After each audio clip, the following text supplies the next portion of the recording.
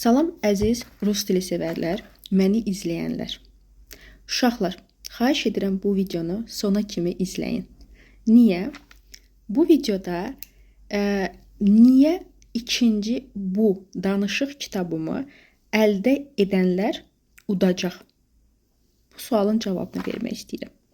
Və kimlər düşünürdü ki, lazımdır, lazım deyil, siz də dinləyin. Əminəm ki, videonun sonunda anlayacaqsınız ki, həqiqətən də dəyər kitabı əldə etmək. Deməli, uşaqlar, gördüyünüz kimi kitab üzərində nə yazılıb? Sənin yol yoldaşın. Niyə belə adlandırmışam? Gəlin baxaq mündəricata. Mündəricatda təxmini görürsünüz də hansı mövzular işıqlanıb bu kitabda. Bu kitab üstünlükləri nədədir? Ondadır ki, birinci, hansısa mağazaya getmək lazım deyil. Çap variantında bu kitab yoxdur. Ancaq PDF, yəni elektron variantda var. Bu da çox qəşəngdir. Çünki kitabın özü 250 səhifədən ibarətdir. Və bir anlıq o kitabı, 250 vərəqəlik kitabı çap variantında təsəvvür edin. Onun nə qalanlıqda olduğunu. İndi təsəvvür edin ki, siz iş adamısınız və yaxud uşağınız körpədir, daima məşğul ola bilmirsiniz. Uşağınızı bağçaya aparırsınız, mağazaya gedirsiniz, aşağıda uşağınızla düşmüsünüz, başqa bir valideynlə salam sağ ol etməyi bilmək istəyirsiniz. Dərdinizi bir həkimə uşağınızı aparmışsınız və yaxud özünüz getmişsiniz, dərdinizi demək istəyirsiniz. Necə deyəcəksiniz? O kitabı daşımaq nə dərəcədə sizə rahat olur? Amma elektron variantda gördüyünüz kimi həm mövzu, həm də qarşısında səhifəsi var.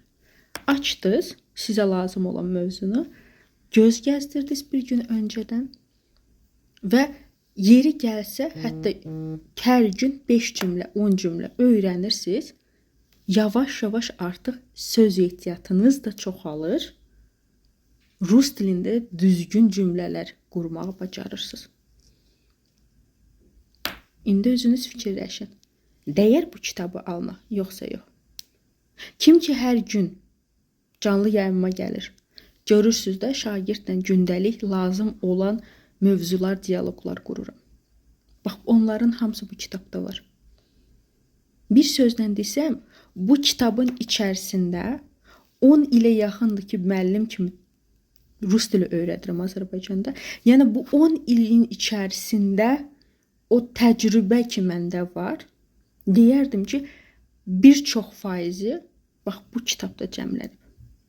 Yəni, dediyim kimi, sizin üçün əgər qrammatika önəmli deyilsə, amma eyni zamanda hansısa bir vəziyyətdən çıxmaq istəyirsiniz, siz də nəsə demək istəyirsiniz, lal durmaq istəmirsinizsə, daima ömrü boyu ondan bundan asılı olmaq istəmirsinizsə, kitabı əldə edin.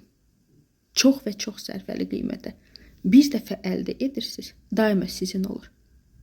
Kurslarda danışıq dərsləri ki var, aylarla gedirlər. Bax, o aylarla getdiyiniz o kursu sırf bir dənə bu kitab əvəz edir. Əldə edin və çox sağ ol deyəcəksiniz. Yəni, bir dəqiqə belə olsun, peşman olmayacaqsınız. İndi fikirləşin. Bax, o vəziyyətlərdə, rastlaşdığınız vəziyyətdə lal durmaq yaxşıdır. Yoxsa bu kitabı əldə edib, yavaş-yavaş öyrənmək. Ki, siz də nəsə deyə biləsiniz. Hansı daha yaxşıdır?